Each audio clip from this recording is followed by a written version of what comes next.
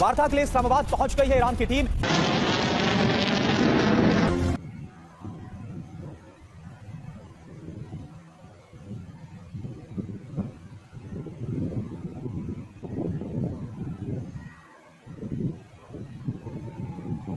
Iran का आला सतह का वफ्द मुज़ाकरात के लिए इस्लामाबाद पहुंच गया। दफ्तर क्यों पाकिस्तान हमसे आगे निकल जा रहा है? क्यों नहीं भारत कदम बढ़ा करके? और यहाँ तो ईरान सब जब हो गया तो पाकिस्तान में क्यों मिल रहा है भाई? फ्राइडे को क्या होने वाला है पाकिस्तान में? सबसे ज्यादा दिक्कत जानते हैं कांग्रेस के उन नेताओं को होगी, सुनिए, जो मोदी को कोसने के चक्कर में पाकिस्तान जैसे दलाल देश को पहुंचा है ईरानी डेलीगेशन रावलपिंडी के नूर खान एयरबेस पर। कल तक तो ये बात कही जा रही थी कि ईरान के डेलीगेशन पाकिस्तान नहीं पहुंचे, क्योंकि डेलीगेशन में ईरान की संसद के स्पीकर मोहम्मद बागेर गालिबाफ भी शामिल है। अब का प्रतिनिधिमंडल इस्लामाबाद पहुंच गया। कि बड़ी खबर आपको बताएं, पाकिस्तान खबरी है, मेरे लिए बहुत बड़ी खुशखबरी है कि ईरानी डेलीगेशन जो है वो पाकिस्तान में लैंड कर चुका है। इसकी सारी ऑन द ग्राउंड चल रही है। The Iranians have arrived. थोड़ी क्या पाकिस्तान वाकई ग्लोबल स्टेज पर आ गया है और क्या भारत ग्लोबल स्टेज पर किनारे कर दिया गया है? इसे लेकर इतना कुछ लिखा जा रहा है कि पढ़ते पढ़ते ईरान का आला सतह का वफ्द मुज़ाकरात के लिए इस्लामाबाद पहुंच गया। दफ्तर शांति वार्ता के लिए इस्लामाबाद पहुंच गई है ईरान की टीम।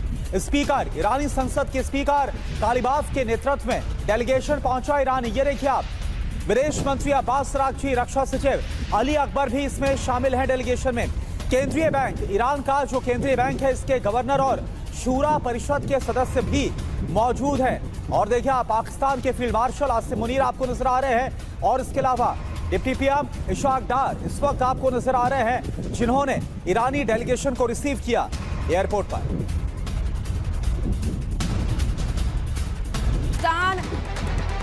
पहुंचा है ईरानी डेलीगेशन रावलपिंडी के नूर खान एयरबेस पर। लैंड हो गया है ईरान डेलीगेशन का विमान। विदेश मंत्री इशाक डार ने इनका स्वागत किया है। मोहसिन नकवी, आसिम मुनीर भी साथ में दिखाई दिए हैं। तस्वीर आप देख रहे हैं। यूएस के साथ शांति वार्ता में शामिल अब ईरान होगा, क्योंकि अब वो रावलपिंडी में लैंड कर चुके हैं। इस्लामाबाद में बैठक होनी है, यूएस ईरान के बीच शांति वार्ता होनी है, जिसमें हिस्सा लेने के लिए ईरान का डेलीगेशन पहुंच चुका है। आसिफ मुनीर, शहबाज शरीफ उन्हें लेने के लिए पहुंचे। ये तस्वीर आप देखिए, रावलपिंडी में लैंड किया है ईरान के डेलीगेशन का प्लेन, जिसके बाद उनके स्वागत के लिए पहुंचे हैं। पाकिस्तान का ये पूरा आप जो तस्वीर देख रहे हैं रावलपिंडी से, यहाँ पर शहबाज शरीफ, आसिफ मुनीर यहाँ नजर आ रहे हैं आपको ईरान के डेलीगेशन से मिलते हुए। बता दें आपको कि इस्लामाबाद में शांति वार्ता होनी है और उसी के क्रम में ईरान का डेलीगेशन अब पाकिस्तान पहुंच चुका है, क्योंकि कल तक तो ये बात कही जा रही थी कि ईरान के डेलीगेशन पाकिस्तान नहीं पहुंचे, क्योंकि उन्होंने लेबनान पर हमले नहीं होने की शर्त रखी। वहीं इस्लामाबाद में सुरक्षा बढ़ा दी गई है। शांति वार्ता को देखते हुए सुरक्षा बढ़ाई गई है। सुरक्षा चप्पे चप्पे पर सख्त कर दी गई है। कई किलोमीटर तक लॉकडाउन करार दिया है। होटल्स को, ऑफिस को, स्कूल को, सभी को बंद रहने के आदेश दे दिए गए हैं। यूएस ईरान के शांति वार्ता के लिए ये सिक्योरिटी सख्त कर दी गई है। युद्ध विराम पर चर्चा होनी है आज इस्लामाबाद में, और इसी के चलते यहाँ इस्लामाबाद में पूरी तरीके से लॉकडाउन की स्थिति है। और शांति वार्ता के लिए इस्लामाबाद जाते समय ईरानी स्पीकर गालिबाफ ने विमान के अंदर मारे गए बच्चों की तस्वीर पोस्ट की। शांति वार्ता से पहले ईरानी स्पीकर का पोस्ट। गालिबाफ ने युद्ध में मारे गए बच्चों की तस्वीर पोस्ट की। उन्होंने कहा, इस उड़ान में मेरे साथ वो बच्चे हैं जो मिनाब के एक स्कूल में मारे गए थे। मारे गए बच्चों की याद साथ लेकर जा रहा हूँ। ईरानी डेलीगेशन में ईरान की संसद के स्पीकर मोहम्मद बागेर गालिबाफ भी शामिल है। अब गालिबाफ ने इस्लामाबाद में होने वाली बातचीत के लिए जाते समय प्लेन के अंदर की तस्वीर सोशल मीडिया पर पोस्ट की, जिसमें उनके आसपास खाली सीटें उन बच्चों की तस्वीरों से भरी थी जिनकी मौत हुई थी। दरअसल 28 तारीख को यानी 28 फरवरी को जब हमला शुरू हुआ था, उस दौरान ईरान के स्कूल के ऊपर टॉमाहॉक मिसाइल के गिरने से करीब सैकड़ों बच्चों की, 200 से ज़्यादा बच्चों की जान चली गई थी। और उनकी ही तस्वीरों के साथ यहाँ पर मोहम्मद बागेर गालिबाफ नजर आए हैं प्लेन के अंदर। ईरान ने अपने इस मिशन को मिनाब 168 दिया है। गालिबाफ के इस पोस्ट से साफ है कि ईरान अमेरिका से किस लेवल पर बातचीत करने जा रहा है। ईरान ने वार्ता से पहले अमेरिका के सामने 2 शर्तें रख दी हैं, जिससे बाद में दोनों देशों के बीच टेंशन बढ़ गई है। ईरान का डेलीगेशन पाकिस्तान पहुंच चुका है, अमेरिका का डेलीगेशन रास्ते में है। वार्ता ये तस्वीर आपने देखी। वहीं वार्ता से पहले ईरानी स्पीकर गालिबाफ ने बयान भी दिया है। अमेरिका से वार्ता का अनुभव अच्छा नहीं रहा है। यूएस ने हमला किया, युद्ध अपराध किया। एक तरफ तो बातचीत चल रही थी, लेकिन हमला कर दिया गया। तेहरान अमेरिका के साथ समझौते को तैयार है। अमेरिका तेहरान के अधिकारों को मान्यता दे।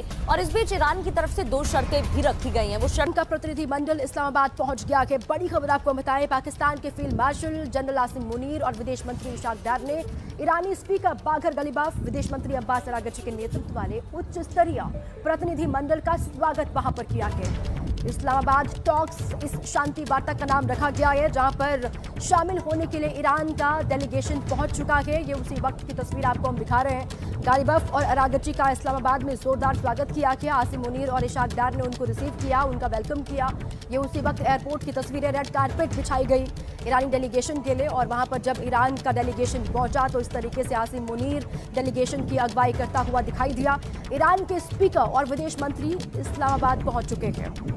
गालिबाफ और अरागची का जोरदार स्वागत वहां पर हुआ। हालांकि पहले सस्पेंस बना हुआ था, ईरान का डेलीगेशन क्या जाएगा या फिर नहीं जाएगा, शांति वार्ता का हिस्सा बनेगा भी या नहीं बनेगा, इसको लेकर सस्पेंस था। लेकिन सस्पेंस खत्म हो चुका है। ईरान का डेलीगेशन यहाँ पहुंच चुका है। ये उसी की तस्वीर आप देख रहे हैं। और इस वक्त जब मैं ये वीडियो रिकॉर्ड कर रहा हूँ, The Iranians have arrived. थोड़ी देर पहले ईरानियन डेलीगेशन ने अराइव किया है और इस्लामाबाद में नूर खान एयरपोर्ट पे ये लोग पहुंचे हैं। ये कैसे पहुंचे हैं देखते हैं, साथ सबकी बॉडी लैंग्वेज ऑब्जर्व करें। इस जहाज़ को, जो मिराज एयर का जो जहाज़ है ईरान का, इस जहाज़ को और जो गलीबाफ साहब हैं और जो इस्लामाबाद टॉक्स का जो वेटिंग लाउंज है उसमें हम बराह रास्त आपको बताते हैं कि एग्जैक्टली चक्कर क्या है। चक्कर ये है कि ये बड़ी हाई पावर्ड मगर काफ़ी स्ट्रेटिजिक किस्म की ये डेलीगेशन है।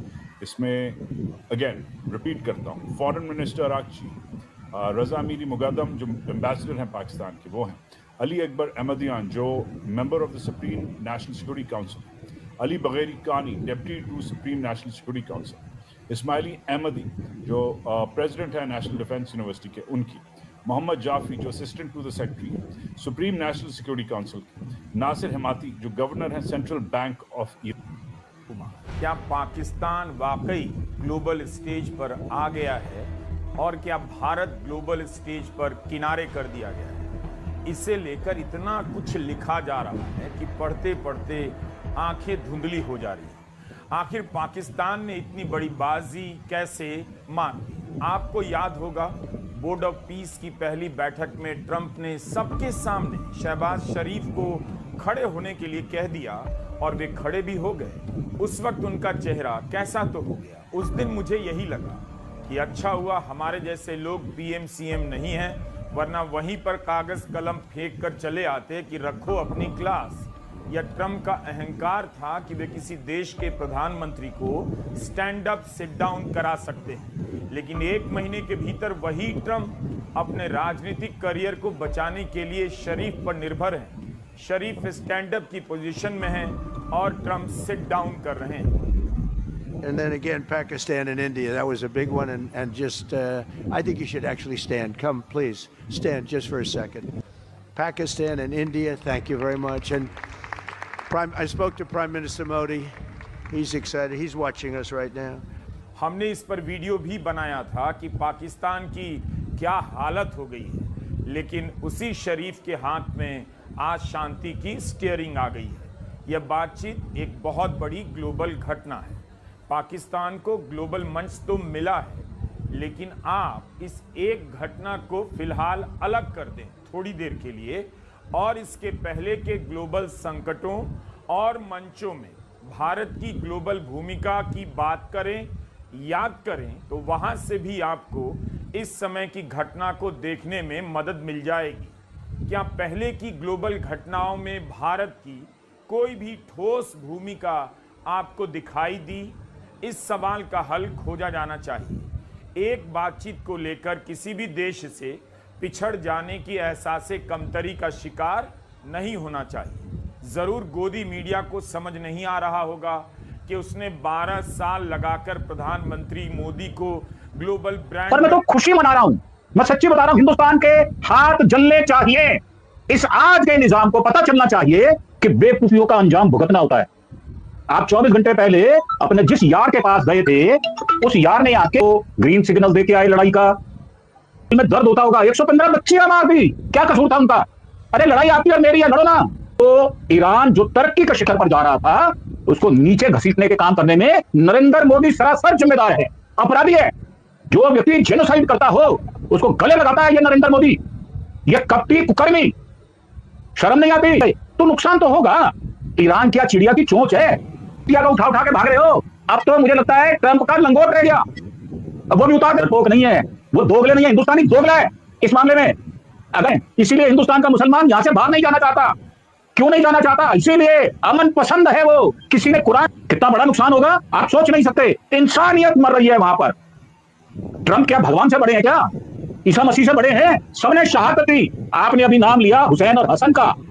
अब हमारे लिए पाकिस्तान भी भारी हो गया है, तो चाइना तो क्या ही है। तो ऐसी दुनिया ने देखा कि कैसे छोटे छोटे बच्चों को मारा गया, दुनिया ने देखा कि किस तरह से बर्बरता फैलाई गई, दुनिया ने अपने आप को इससे किनारा किया। ये इसकी तुलना, नेतन्याहू की तुलना हिटलर के ज़माने से की जा रही है। और क्यों आपको लगता है कि भारत के प्रधानमंत्री को वहाँ जाने की ज़रूरत पड़ रही है?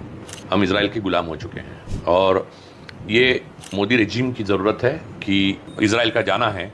ये भारत के इतिहास में दो काले पन्ने माने जाएंगे। अरब कंट्रीज और देख रही है ना, और सारे दुनिया, अफ्रीकन कंट्रीज सारी की सारी, वो अफ्रीकन कंट्रीज। इजराइल हमारा दोस्त हो ही नहीं सकता अभी इस नेतन्याहू के नेतृत्व में जो इजराइल है, क्योंकि अपना फिलिस्तीन पे जो एक मॉरल वो था, स्टैंड था, उसको खोया हमने।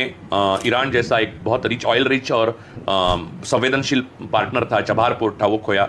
रूस जैसा सामरिक दृष्टि से बहुत पर हमने पैलेस्टीन के लिए स्टैंड लिया हुआ है। महात्मा गांधी से लेकर जवाहरलाल नेहरू से लेकर अटल बिहारी वाजपेयी तक हर किसी ने पैलेस्टीन के सपोर्ट में बोला है। और अब देश के प्रधानमंत्री खुद नेतन्याहू के पास जाते हैं जब पूरी दुनिया उनके खिलाफ नजर आ रही है। आज ये बहुत अहम चर्चा है और चर्चा के लिए हमारे साथ खास मेहमान हैं, राजू परेलेकर सर जुड़े हैं। नमस्कार सर, एक बार फिर से आपका बहुत बहुत स्वागत है। जैसे कि मैंने कहा, देश के पहले प्रधानमंत्री नरेंद्र मोदी, जिन्होंने बताओ प्रधानमंत्री इजराइल का दौरा किया है। दूसरी बार ये दौरा है, और वो भी तब जब दुनिया में कई जगहों पर, साउथ अफ्रीका के देश हो, साउथ अफ्रीका खुद हो जो इंटरनेशनल कोर्ट में गई हुई है, और कई सारे कंट्रीज जो खुद इजराइल के एलाई थे, उन्होंने इजराइल पर पाबंदियां लगाए हैं, कई स्टेटमेंट्स निकाले हैं। और वहीं भारत के जो प्रधानमंत्री हैं वो ऐसे जा रहे हैं दिखाने के लिए कि सब कुछ ठीक है, और दुनिया में एक संदेश जा रहा है कि बेंजामिन नेतन्याहू और नरेंद्र मोदी बेस्ट फ्रेंड्स हैं। किस तरह से इसे आप देखते हैं, और क्यों आपको लगता है कि भारत के प्रधानमंत्री को वहां जाने की जरूरत पड़ रही है?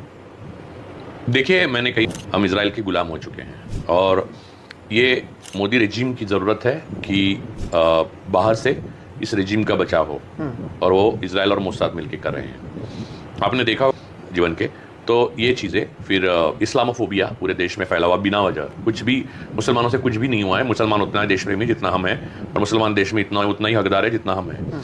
लेकिन ये इस्लामोफोबिया और फिर बुलडोज़र न्याय, ये सारा देखिए SOP जो है वो इजराइल ने गाजा में जो अपनाया हुआ है वही हमने अपनाया इस देश में।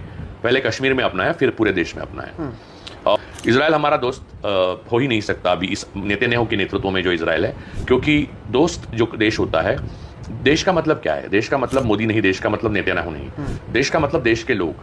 तो जो भारत को क्या जरूरत, भारत की इजराइल को क्या जरूरत है, यानी नेतन्याहू।